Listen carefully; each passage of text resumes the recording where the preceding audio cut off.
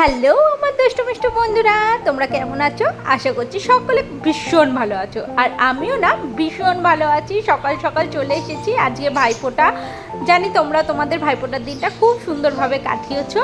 আর এই দেখো গাছে কত বাতাবি লেবু হয়েছে, দেখেছো? আর বলো তো ওই হলুদ ফুলটা কী ফুল, কমেন্টে জানিও। আর এই দেখো রেডি হয়ে বেরিয়ে পড়েছি বাপের বাড়ি যাওয়ার উদ্দেশ্য।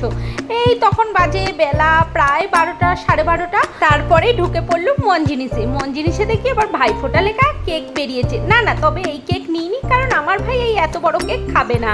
তারপরে ভাইয়ের জন্য টুকটাক খাবার নিয়ে চলে এলাম বাবার বাড়ি। এসে এই দেখো প্রথমে ভাইকে দিদি ফোঁটা দিয়ে নিচ্ছে, কারণ দিদি হচ্ছে বড়। তারপরেই ফোঁটা দেওয়ার পালা হচ্ছে আমার। এখানে আমি আশীর্বাদ করছিলাম আর ভালো ভালো কথা বলছিলাম।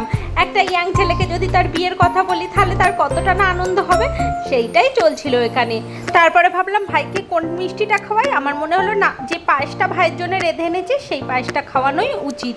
আর এই দেখো ভাইকে এখানে আশীর্বাদ দিয়ে দিলাম, ও প্রণামটা সেরে নিল। আর এখানে ভাইয়ের জন্য নিয়ে এসেছিলাম আমি দই কাতলা, দিদিভাই মাটন, আর পায়েসটা তো আমি এনেইছি। আর তো চলো টাটা বন্ধুরা, কেমন লাগলো ব্লগটা অবশ্যই জানিও।